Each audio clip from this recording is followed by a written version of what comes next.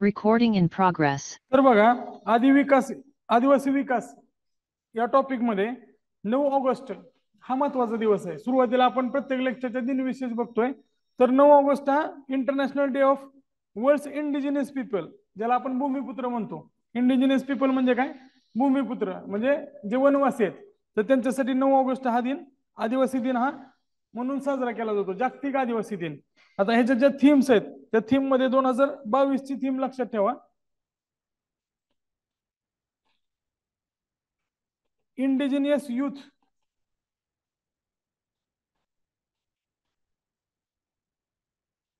as agents of change for self determination.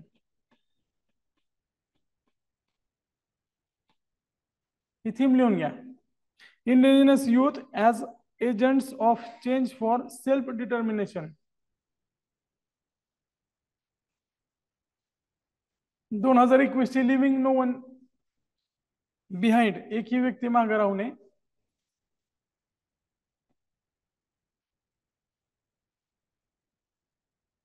आता मंत्रालयाचा जर विचार केला तर मंत्रालय सुरुवातीला सर्व वंचित घटकासाठी एकच होतं. त्याला वेलफेअर मिनिस्ट्री असं म्हटलं जायचं 1985 मध्ये. त्याच्या आधी ते गृह मंत्रालयाअंतर्गत होतं. 1985 पासून वेलफेअर मिनिस्ट्री सुरू झाली. त्याच्यामध्ये बघा, अनुसूचित जाती विभाग, आदिवासी विकास विभाग, अल्पसंख्याक आणि मागासवर्ग कल्याण विभाग आणि वक्फ विभाग असे 4 विभाग त्या अंतर्गत होते. आता काय झालं, अनुसूचित जाती विभाग हा ministry of social justice and empowerment ह्याच्या अंतर्गत गेला. म्हणजे कल्याण विभागाचा जो मोठा पार्ट आहे तो ministry of social justice and empowerment.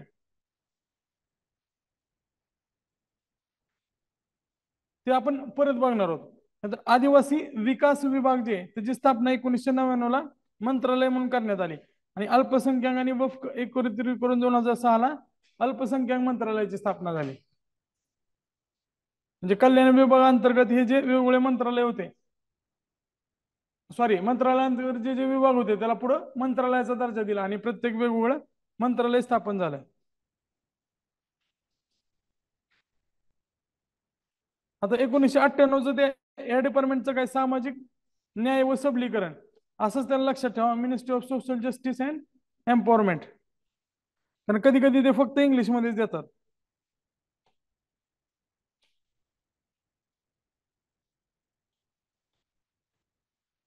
एकोणीसशे 98 स्थापना. 99 ला आदिवासी विकास मंत्रालय या स्वतंत्र मंत्रालयाची स्थापना करण्यात आली. सध्या कोण आहेत? अर्जुन मुंडा आहेत. मुंडा जमात मोठे कुठे आहे? झारखंड, छोटा नागपूर. बिरसा मुंडा माहित असेल तुम्हाला. उलगुलांवर प्रश्न पण आला होता. आता सगळ्यात मोठा फॅक्टर कोणता आहे तर लोकसंख्येचा. आता सध्या तुम्ही बघत असाल की नॉर्थ ईस्ट मध्ये इन्सर्जन्सी चालू आहे. नॉर्थ ईस्ट मध्ये अस्वस्थता तर कायमच असते, पण सध्या ते एकदम टोकाला पोचलेले.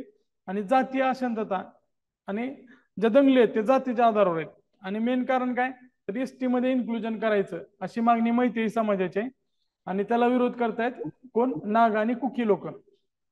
तर जर बघितलं आपण जनगणनेनुसार 2011च्या सगळ्यात अवघड जनगणना करण्याचं काम आदिवासी लोकसंख्येच आहे. भारताचा विचार केला तर 10.42 कोटी म्हणजेच 8.6% प्रमाण आदिवासींचं आहे. महाराष्ट्रात 1.05 कोटी आहे म्हणजेच 9.4% एवढं प्रमाण आदिवासींचं आहे. समजतंय? मध्य प्रदेशमध्ये जर बघितलं तर 1.52 कोटी आहेत. मध्य प्रदेशमध्ये संख्या सगळ्यात जास्त आहे. आता अजून एक आयोग काय प्रश्न विचारतोय, इथं नाही विचारला तर GS2 मध्ये विचारला जाईल. आपण अप्रोच इंटिग्रेटेड ठेवायचं. तर बाजूला जागा आहे तर तिथे लिहून घ्या, साईडला जागा आहे तर लोकसभेत राखीव. आता जे ऑनलाईन बघतात त्यांनी पण स्वतःला प्रश्न विचारा, लोकसभेत एवढे तर राज्यसभेत टोटल जागा किती राखीव आहेत आदिवासींना? एकही नाही आहे. कारण विधान परिषद आणि राज्यसभेला कुठलंही आरक्षण नाही आहे. फक्त लोकसभा आणि विधानसभेला कॅटेगरीच्या आधारावर आरक्षण आहे. महिला आरक्षण नाहीये. महिला आरक्षण फक्त स्थानिक स्वराज्य संस्थात मध्ये आहे. तर जर आपण टोटल विचार केला तर लोकसभेसाठी राखीव एकूण किती आहेत? 47 एकूण राखीव आहेत. 47 आणि 83 का 84? बरोबर आहे, 47 आणि 84 राखीव आहेत. तर बघा इथं 6 जागा राखीव आहेत मध्य प्रदेशमध्ये, महाराष्ट्रामध्ये 4 राखीव आहेत, ओडिशामध्ये जर विचार केला तर 5 राखीव आहेत. महाराष्ट्राची जरी लोकसंख्या जास्त असेल तरी पण 4च जागा आदिवासीसाठी राखीव आहे, कारण कॉन्सन्ट्रेशन महत्वाचं असतं. राजस्थानमध्ये 3 जागा राखीव आहेत आणि गुजरातमध्ये परत 4 जागा राखीव आहेत.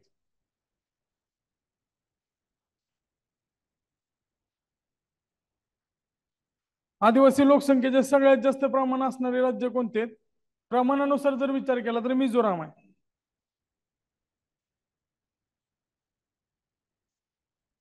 जर समजा अनुसूचित दर्जा जर मैत्रीला दिला गेला असता किंवा दिला गेला भविष्यात, आता जर त्यात घटना कशी घडली होती की तिथल्या मणिपूर हायकोर्टनं सांगितलं की ह्यांचा विचार करण्यात यावा. कधी सांगितलं होतं? 2012ला केस दाखल केली होती. त्याच्यावर आता त्यांनी असं निर्णय दिला की ह्यांचा विचार करावा सरकारने.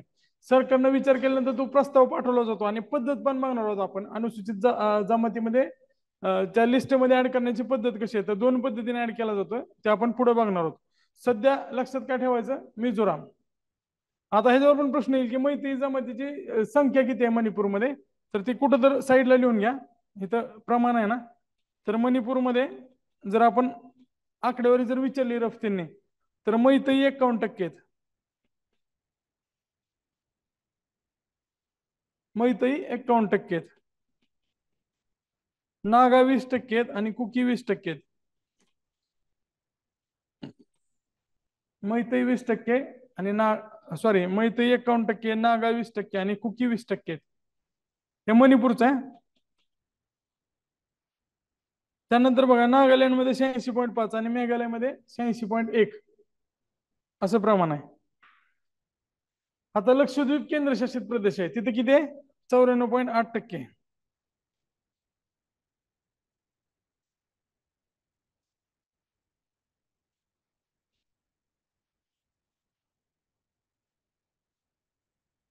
एकही अनुसूचित जमात नसलेले राज्य केंद्रशासित प्रदेश. आता मी काय सांगतोय बघा, इथं जमात नसलेले म्हणतोय म्हणजे काय, तर त्या लिस्टमध्ये, कारण एसटीची लिस्ट जी असते ती स्टेट वाईज असते, लक्षात ठेवा. जर तसं असतं तर आपल्याकडे धनगरांना पण आरक्षण भेटलं असतं, कारण धनगर ही जी जात आहे ती कर्नाटकमध्ये धनगड या नावाने ओळखली जाते आणि तिथं त्या एसटी लिस्टमध्ये आहे. महाराष्ट्रामध्ये ती एनटीसी मध्ये आहे. तर ती राज्य वाईज असते. आणि जमातीचा जर विचार केला तर पंजाबमध्ये एकही जमातीचा समावेश हा एसटी लिस्ट मध्ये करण्यात आलेला नाही. पंजाब असेल, हरियाणा असेल आणि चंदीगड, दिल्ली, पुदुच्चेरी हे युटी आहेत. तर राज्याचा विचार केला तर पंजाब, हरियाणा तिथे एकही एसटी नाहीत, म्हणजे जमात नाहीये. एसटी लोकसंख्या असेल पण जमात नाही. महाराष्ट्रात सगळ्यात जास्त आदिवासी लोकसंख्या असलेला जिल्हा कोणता आहे? नाशिक आहे. त्यामुळं आदिवासीचं आयुक्तालय जे आहे ते नाशिकला आहे. 15.64 लाख एवढी लोकसंख्या आहे. ठाण्यामध्ये 15.3 लाख आहे. नंदुरबार मध्ये 11.42 लाख आहे.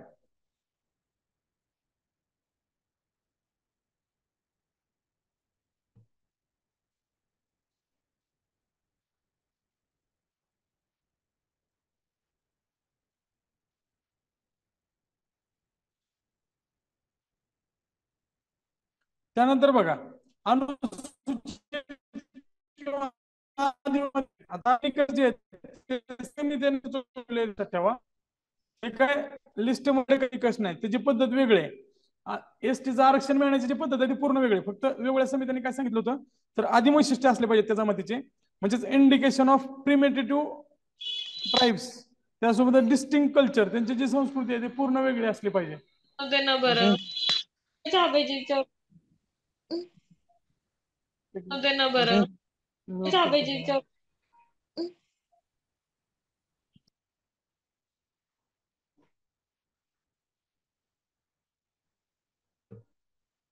त्यानंतर जोग्राफिकल आयसोलेशन तर असतंच. आता उदाहरण सांगतो, त्यामध्ये महादेव कोळी जमात. जर तुम्ही इकडे भीमाशंकरच्या एरियात गेला तर जुन्नर या तालुक्यामध्ये महादेव कोळी यांना एसटी मध्ये ऍड केलं जातं. जर तुम्ही सोलापूरमध्ये वगैरे गेला तर महादेव कोळी ही जमात एसबीसी मध्ये जाते. तालुक्यावाईज सुद्धा त्यांचं म्हणजे स्थान महत्वाचं आहे, म्हणजे भौगोलिक दृष्ट्या ते कुठं आहेत ते महत्वाचं आहे. त्यानंतर संपर्क आणि संवादी करता लाजरेपणा, त्यासोबतच बॅकवर्डनेस ही सगळ्यात महत्वाची निकष असला पाहिजे असं समितीने सांगितलं. आता त्यामध्ये एक वेगळी कॅटेगरी करण्यात आली होती, प्रिमिटेटिव्ह ट्रायबल ग्रुप, म्हणजे आदिम आदिवासी जमात जे आहेत ते खूप जास्त विकासाच्या प्रवाहाच्या मागे थांबलेले आहेत. त्यात भारतातील काही आदिवासी जमाती खूपच जास्त मागास आहेत. त्यांच्या विकासावर विशेष लक्ष म्हणजे स्पेशल अटेन्शन देण्यासाठी डेबर, UN डेबर जे आहेत त्यांच्या समितीच्या शिफारशीनुसार स्वतंत्र गट करण्यात आला होता. त्यामुळे कुठल्याही महत्वाची स्कीम असेल, समजा परदेशी शिक्षण योजना वगैरे असेल, तर त्याच्यामध्ये सब रिझर्वेशन दिलं जातं. म्हणजे हे जे गट आहे PTG तो मागे राहू नये, त्यामुळं असं गट तयार करण्यात आला होता. 1973च्या वेळेस म्हणजे 5व्या पंचवार्षिक योजनेदरम्यान 52 जमाती PTG म्हणून घोषित करण्यात आला. आता हे का टाकलंय तर तसंच वेबसाईटवर दिलंय. प्रश्न विचारताना तुम्ही मागचे प्रश्न बघितले असतील तर काही वेळेस काय विचारलं जातं तर साल विचारतात आणि काही वेळेस काय विचारतात, हा हे किती आहे. 2001 पर्यंत PTG जमातीची संख्या किती झाली होती, 75. म्हणजे सुरुवातीला किती होते, 52, परत किती झाली, 75. आता हे जे PTG गटाचं नाव आहे ते परत बदलून पर्टिक्युलरली वल्नरेबल ट्रायबल ग्रुप असं करण्यात आलं, कारण ते नाव थोडं अपमानकारक वाटतंय. जसं आपण फिजिकली हँडिकॅप ह्याचं नाव आता आपण स्पेशली एबल्ड केलेलं आहे, तसंच या PTG प्रिमिटेटिव्ह म्हणजे आदिम हे नाव थोडं निगेटिव्ह वाटत असल्यामुळे त्याला आपण PVTG, आता तुम्हाला परीक्षेत PVTG चा लॉंग फॉर्म पण विचारला जाईल. PVTG म्हणजे काय, प्रिमिटेटिव्ह वल्नरेबल ट्रायबल ग्रुप, PVTG लक्षात ठेवा. आता PVTGचं जर बघितलं, आता हे कसं असतं तर प्रत्येक राज्याचा सर्वे केला जातो आणि त्या राज्यामध्ये खरंच ज्यांची स्थिती अजून जास्त मागासलेली आहे अशा जमातीला आयडेंटिफाय केलं जातं आणि त्यांना PVTGचा दर्जा दिला जातो. तर त्यामध्ये बघा ओडिसा जे आहे राज्य, त्याच्यामध्ये 13 जमातींना PVTGचा दर्जा दिलेला आहे. ओडिसामध्ये किती जणांना आहे, 13. आंध्रामध्ये 12, झारखंडमध्ये 9 आणि महाराष्ट्रामध्ये 3. कोण आहेत, माडिया गोंड, गडचिरोली, कोलाम, नांदेड, यवतमाळ आणि कातकरी, ठाणे, पालघर, रायगड. आता रायगड मधला जो विशाळ, काय नाव आहे त्याचं, त्या इसाळगड, इसाळवाडी, किसाळवाडी आहे का, किरसाळवाडी, तर ती कातकरी समाज तिथं खूप जास्त आहे. जर आपण रायगडचा जर विचार केला तर 11-12%, त्याच्यावर पण डिटेलमध्ये आहे पुढं, मी बुस्टर मध्ये दिलेलं आहे थोडी माहिती. तर तिथं पण अपघात झाला, कारण कालच मंत्रिमंडळाने एक निर्णय घेतलाय की जे डोंगराच्या खाली राहतात आणि भूसंकलनाला ज्यांचं वल्नरेबल आहेत जी गावं, त्यांचं कायमचं स्थानांतरण करण्यात येईल. तर ते पुढच्या काळात ज्यावेळेस योजना येईल त्यावेळेस मी परत अजून ऍड करून तुम्हाला दिलं, अजून त्याचे काय डिटेल आलेले नाहीत आणि हे आपल्याला आदिवासी विकास मध्ये ऍड करता येईल. तर ते लक्षात ठेवा, कदाचित त्याच्यावर सुद्धा प्रश्न येऊ शकतो. मुख्यमंत्र्यांनी घोषणा केली म्हणजे डायरेक्ट होत नाही, त्याच्यानंतर ते मंत्रिमंडळाचा निर्णय घेतला जातो, त्याच्याविषयी GR काढला जातो आणि मग ती योजना अंमलात येते. आता फक्त घोषणा झालेली आहे. आता आपण परत काय बघतो तर घटनात्मक तरतुदी कोणत्या आहेत, तर कलम 15(4) हे काय सांगतंय तर सामाजिक आणि शैक्षणिक दृष्ट्या मागास तसेच अनुसूचित जाती जमातीच्या नागरिकांच्या विकासासाठी विशेष तरतुदी करण्यास शासनास प्रतिबंध नसेल. म्हणजेच काय, सरकार यांच्यासाठी स्पेशली काय तरतूद करू शकेल, मग ते शिष्यवृत्ती असेल, आरक्षण असेल, या सगळ्या गोष्टी देऊ शकते. ही जी घटना दुरुस्ती आहे ते पहिल्याच घटना दुरुस्तीने ऍड केली आहे बघा. हे 15(4) जे ऍड झाले हे पहिल्याच घटना दुरुस्तीने ऍड झाले, हे खूप महत्वाचं आहे. त्यानंतर 15(5) काय सांगते तर राज्य संस्था जी आहे ते सामाजिक आणि शैक्षणिक दृष्ट्या मागासलेल्या कोणत्याही वर्गाच्या उन्नती करता, अनुसूचित जाती जमाती करता अनुदान मिळणाऱ्या किंवा न मिळणाऱ्या खाजगी शैक्षणिक संस्थांमध्ये विशेष तरतूद करू शकते. बघा ह्याच्या आधी जी 93वी घटना दुरुस्ती आहे त्याच्या आधी खाजगी शैक्षणिक संस्था नव्हत्या. 93वी घटना दुरुस्ती 2005 ला जी झाली त्याच्यामध्ये ओबीसींना पण आरक्षण देण्यात आलं. कुठं, ज्या प्रायव्हेट स्कूल्स किंवा प्रायव्हेट कॉलेजेस जे आहेत तिथं 2005 पासून आरक्षण देण्यात आलं. आता 16(4) हे महत्वाचं आहे. अनुसूचित जाती जमातीच्या समुदायाला जर पुरेसे प्रतिनिधित्व मिळाले नसेल तर पदोन्नती म्हणजे काय 77 प्रमोशनसाठी 77वी घटना दुरुस्ती 16(4) एकासाठी प्रमोशन 4A असं लक्षात ठेवा. 16(4) काय प्रमोशन आहे. नंतर कलम 46 काय सांगते, राज्य संस्था दुर्बल घटक आणि विशेषतः अनुसूचित जाती जमाती यांचे आर्थिक आणि शैक्षणिक हित संवर्धन करेल. मात्र हे DPSP हे कंपल्सरी करावं असं काय नाही. DPSP आणि जे आरक्षण दिलेलं आहे SC ST ना ते 16(4) यानुसार आहे. यानुसार 15(5) आणि 16(5) 16(4) यानुसार ते आरक्षण देण्यात आलेलं आहे. नंतर 164(1) काय सांगत होतं, तर मध्य प्रदेश, छत्तीसगड, झारखंड, ओडिसा या राज्यामध्ये राज्यपाल एका आदिवासी कल्याण मंत्र्याची नियुक्ती करतील. जनरली महाराष्ट्रात सुद्धा आदिवासी मंत्री आहेत, मात्र ती नियुक्ती करावी असं बंधन काही शासनावर नाही. मात्र आपल्याकडे वेगळं मंत्रालय आहे. मात्र या राज्यांना कंपल्शन करण्यात आलं होतं, घटनात्मक मंत्रिपदाची तरतूद करण्यात आली होती. आणि ह्याच्यामधनं बिहारला उघडलंय, कारण बिहारला 2000 कधी झाली ती निर्मिती, 2006 ला झाले का 3 ला झाले, एकदा बघून घ्या. 2006 ला झालं वाटतंय. होय, 94व्या घटना दुरुस्तीनं बिहारला वगळण्यात आलेला आहे. कारण बिहार पासून जे झारखंड तोडला होता तो खास आदिवासी या कारणावरच तोडला होता. आदिवासी समुदायाचा जमातीचा एक वेगळा राज्य असलं पाहिजे, जेणेकरून तिथं लक्ष देणं अजून जास्त चांगल्या पद्धतीने सोपं जाईल. त्यामुळं बिहारला त्या तरतुदीतनं वगळण्यात आलं होतं.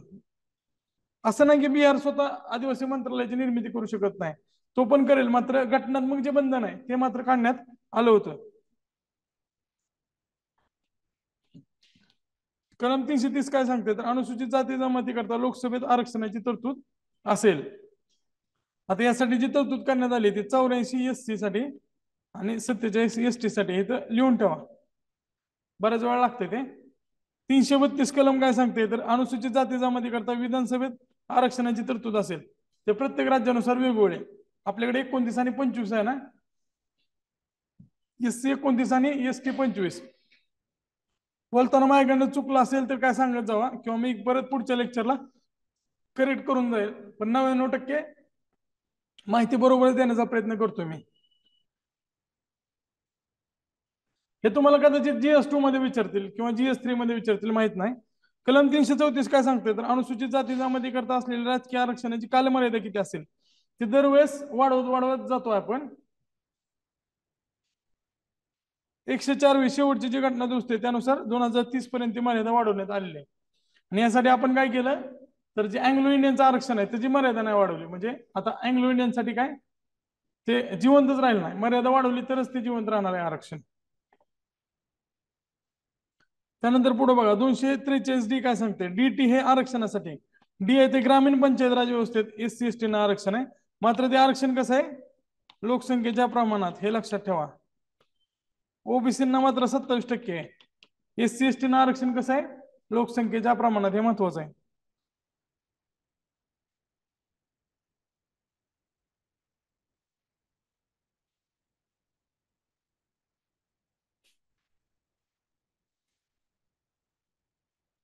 आता कलम 366(25) काय सांगते बघा, अनुसूचित जमाती म्हणजे असा समुदाय जो घटनेच्या कलम 42 नुसार अनुसूचित जमाती म्हणून घोषित केलेला आहे. 366(25) काय, तर अनुसूचित जमातीची व्याख्या आहे. असं जर प्रश्न आला इथं खाली लिहून टाका व्याख्या. कारण 366 हे कलमच व्याख्येसाठी आहे. त्यात 25 नंबरची जी व्याख्या आहे ती ST साठीची व्याख्या आहे. आता ह्याच्यामध्ये प्रोसिजर कशी आहे बघा, 342(1) मध्ये राष्ट्रपती संबंधित राज्याच्या राज्यपालाशी, हे महत्वाचं आहे, सल्ला मसलत करून विशिष्ट राज्याकरता एखादी जमात किंवा गट अधिसूचनेद्वारे आदिवासी जमात म्हणून घोषित करू शकतात. आता राष्ट्रपतीने घोषणा करण्यासाठी पहिली अट काय, राज्यपालाशी सल्ला मसलत केली पाहिजे, हे महत्वाचं आहे. आणि परत नोटिफिकेशन काढतात, आणि जे नोटिफिकेशन आहे ते राज्यानुसार असतं. प्रत्येक राज्यासाठी वेगळी नोटिफिकेशन काढावी लागते. मी धनगडचं उदाहरण त्यासाठीच दिलं तुम्हाला. 342(2) काय सांगते, तर संसद, आता हा अधिकार कोणाला होता, राष्ट्रपतीला. तर संसदेची पद्धत काय, तर कायद्याद्वारे संसदेला आपल्या सभागृहात कायदा करावा लागतो आणि कायदा करताना दोन्ही सभागृहाची मंजुरी लागते, लोकसभा आणि राज्यसभा. कायद्याद्वारे अधिसूचनेतील आदिवासी जमातीच्या यादीत कोणत्याही जमातीचे नाव टाकू शकते किंवा काढू शकते, हे महत्वाचं आहे. त्याला ट्रिपल स्टार करा. काढू शकते, इथं काढू शकतेचा अधिकार राष्ट्रपतीला होता का? नव्हता. इकडं संसदेला काढण्याचा पण अधिकार आहे, परंतु मूळ अधिसूचनेच्या जागी नवीन अधिसूचना जाहीर करू शकत नाही. आता माग बऱ्याच आदिवासी जमाती आहेत, ते वेगवेगळ्या राज्यातनं कमी केल्या होत्या. त्याची लिस्ट मी तुम्हाला परत देईन आणि ते पाठ करायची काय गरज नाही, मोठी लिस्ट आहे. ते फक्त मैत्रीचा मुद्दा आहे, तो खूप चर्चेत आहे. 72 दिवसापासून सलग हिंसाचार चालू आहे, त्यामुळे त्याच्यावर विचारलं जाऊ शकते. मी तुम्हाला आता सांगितलं तेच, राज्यनिहाय अनुसूचित जमातीच्या यादीची तरतूद आहे. त्यामुळे एखाद्या राज्यात ती अनुसूचित जमात म्हणून असेल तर दुसऱ्या राज्यात असेलच असं नाहीये, प्रत्येक राज्याची वेगळी सूची आहे. आता सगळ्यात महत्वाचं जे कलम आहे संविधानातलं ते 244(1) आहे. अनुसूचित क्षेत्रासाठी राष्ट्रपतींनी संबंधित राज्याच्या राज्यपालाशी सल्लामसलत करून घोषित केलेल्या क्षेत्रांना अनुसूचित क्षेत्र असं म्हणतात. मागच काय होतं, ते अनुसूचित जमातीची ऍडिशन आणि त्याविषयी सांगत होतो. आता हे काय, एखादं क्षेत्र अनुसूचित क्षेत्र म्हणून घोषित करण्याचा अधिकार कोणाला आहे? तर राष्ट्रपती संबंधित राज्याच्या राज्यपालाशी सल्लामसलत करून. कदाचित प्रिलिमला प्रश्न आला होता याच्या संदर्भात काय तर. आसाम, मेघालय, त्रिपुरा आणि मिझोराम राज्य वगळता, कारण 244(1) आमेत्रिमी वगळताय. आमेत्रिमी तुमची काय ट्रिप असेल ATM स्क्वेअर करून वापरते, पण आमेत्रिमी सोपं आहे. कारण एम मध्ये मणिपूर घ्यायचं का मिझोराम घ्यायचं का मेघालय घ्यायचं, परत तुमचं कन्फ्युजन होईल. हा, मनी नसलेले ATM काय जणांचं आहे, काही जणांचं आमेत्रिमी आहे. आमेत्रिमी काही जणांचं ATM स्कोअर आहे. सरांचं मनी नसलेलं ATM अजून जास्त चांगलं आहे, कारण मणिपूर वगळायचं हे लक्षात राहील तुम्हाला. तुमची जी ट्रिक असेल ते लक्षात ठेवा.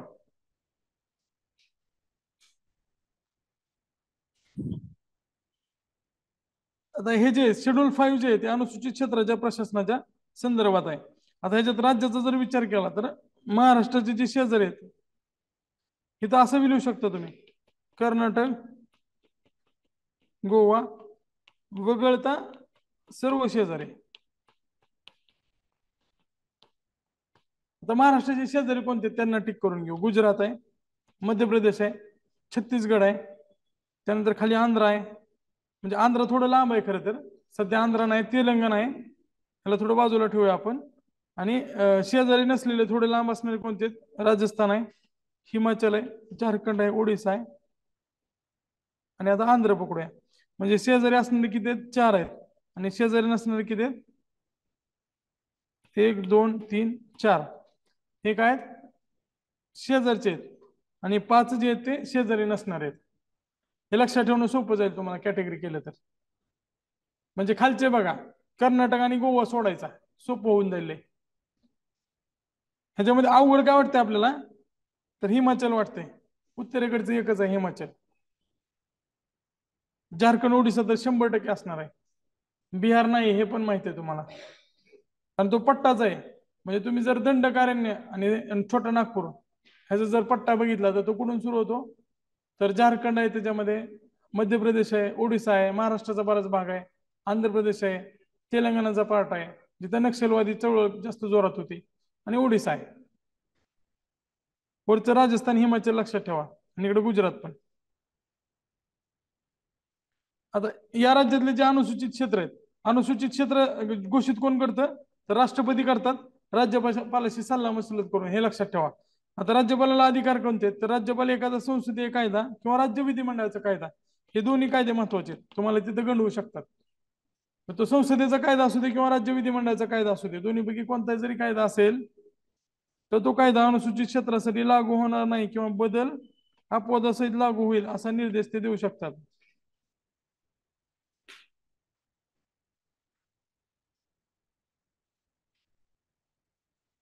उदाहरणार्थ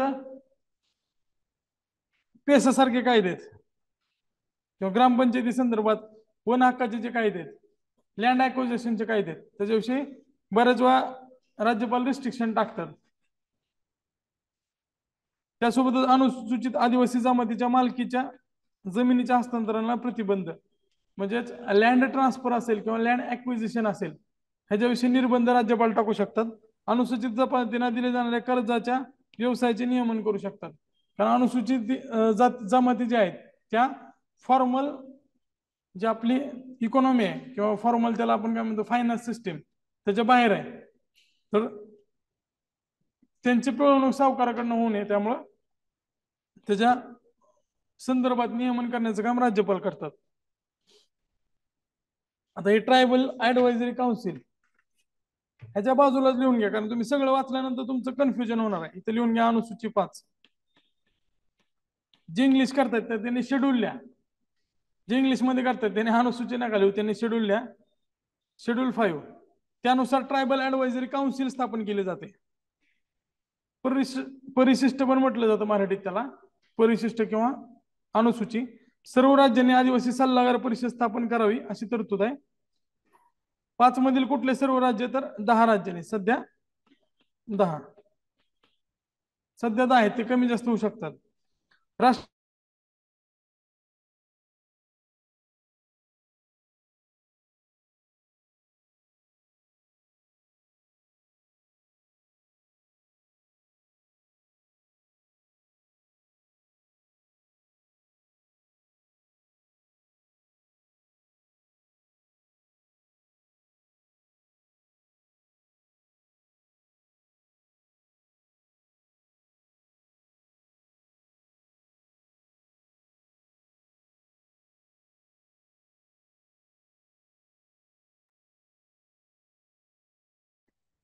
सर आवाज येत नाही.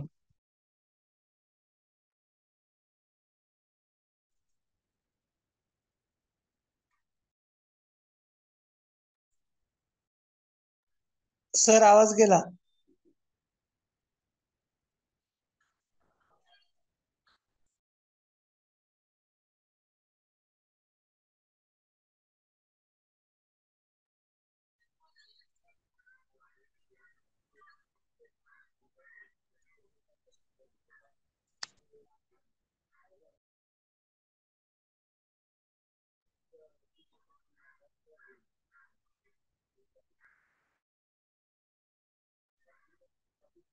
सर आवाज येत नाही.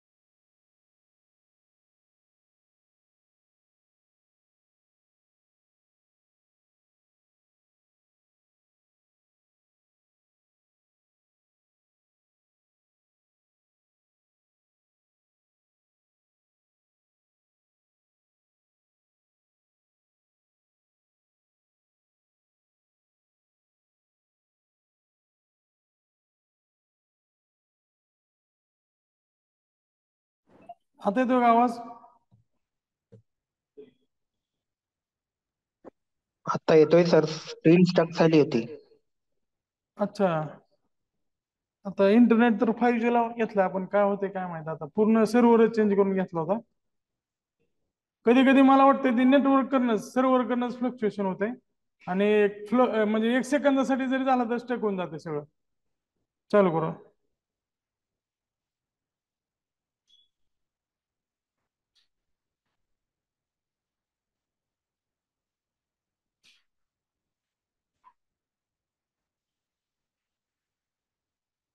एक मिनिट थांबा.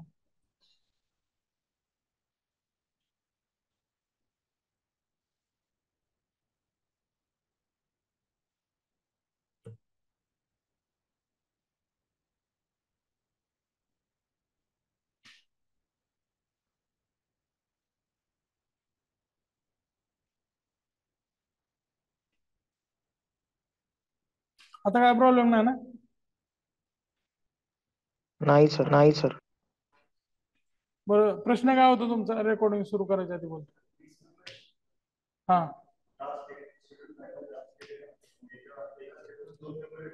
नाही नाही, प्रत्येक राज्यानं स्थापन करायची, स्वतःची असणार. महाराष्ट्राची वेगळी असणार. म्हणजे समजून घ्या कसं आहे ते, महाराष्ट्रासाठी वेगळीच असणार. त्यानंतर ओडिशासाठीची वेगळी. ते सल्लागार परिषद आहे. पूर्ण राज्याची एक असणार, पूर्ण देशाची एक नाही.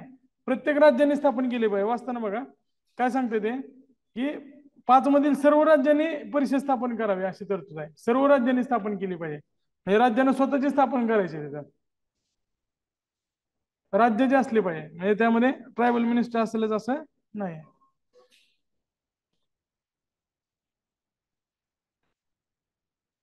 एकच मिनिट.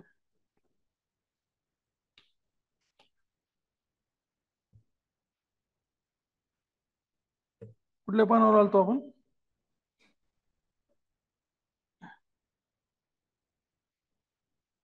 आदिवासी क्षेत्र चालू होतं ना आपलं.